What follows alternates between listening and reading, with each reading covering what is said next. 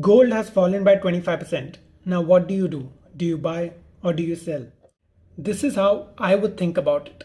Let's say I'm building a 30 lakh portfolio. First, I'm not investing everything. As usual, I keep my emergency fund ready, about 6 to 8 months of expenses, roughly 5 lakh. That is sitting in liquid funds. Now I'm left with 25 lakh.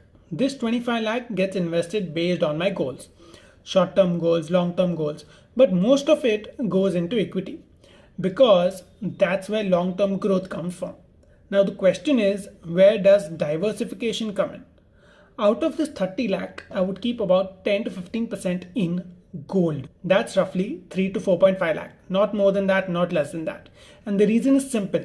That is my only real hedge. Now, you might ask, what about real estate? Isn't that a hedge? What about FDs or bonds?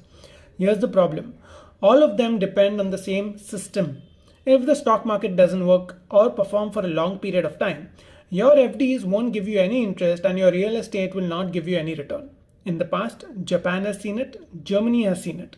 To understand this in detail, comment detail and I'll send a document to understand the entire process. So if equity doesn't work, then everything inside the system struggles. And if that happens, how do you actually diversify?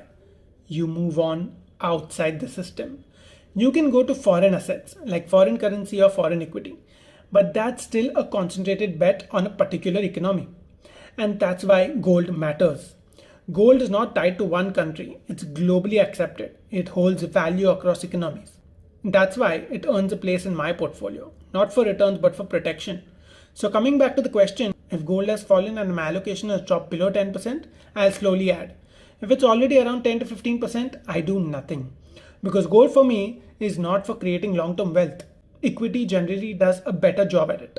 For me, gold is insurance, and you don't buy insurance hoping it will go up. You buy it hoping you never need it. If you found this useful, I write about such stuff regularly in my newsletter. You can find the link to it in my bio.